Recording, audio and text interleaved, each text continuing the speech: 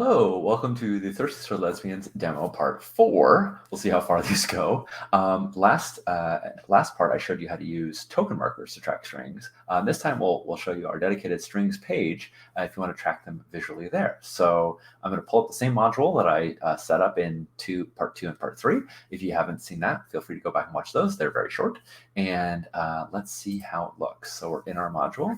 And if you click on the page toolbar up at the top, and go to the strings example page, we've got a setup with a bunch of strings already set up. So we have each of the characters' tokens as full size 240 by 240, I want to say. Let's see. Let's find out how big these are. Advanced set dimensions. 280 by 280. I'm glad I double checked. 280 by 280 tokens. And then we have each of these little ones at 70 by 70, which is the standard size for our grid. And so for the infamous, which could be anybody, you could put your tokens there. These are all modular.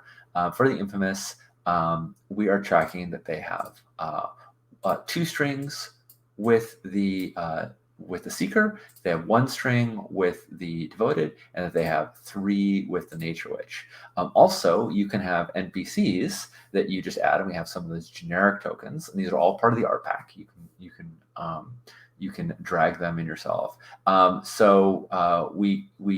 have NPCs for instance, if Bycross had the infamous has 1 string, we would mark it like that. And for instance, if Tentacula, we'll just grab Tentacula's marker real quick. Tentacula, didn't have any strings, but gained 2 suddenly. Oops, grab the wrong one. There we go. They're all the same. I just happen to have named that one. We can add NPCs that way, and we can just rename these generic token markers, or even cooler, you can make token markers of your own. Or tokens of your own, rather. We have plenty of them in the art pack, I think over 200, so you can grab any that you like. Let's go and do that. Let's go to a fresh page, which is the string blank page, and just do this as though we were doing it from scratch. So if we go to Marketplace Purchases, we should see in here, Thirsty Sword Lesbians art pack. There's a lot in here, so it might take a second to load. There we go. And so let's say this was your character. Oops, I'm so bad at doing this. I always think I grab the right one. So you can just resize this using the resizing tool. Because we have the grid snapping, it should just fit perfectly. Oh, I did grab 2. That's okay. Load that one. It should grab perfectly. So you could then click on it and you could say my character and add a little nameplate. Also, you could attach it to one of the characters. So for instance, if we're going to say this was the trickster, then it would automatically have the trickster there because that's the character that's associated with. So and then let's say we have a few other characters.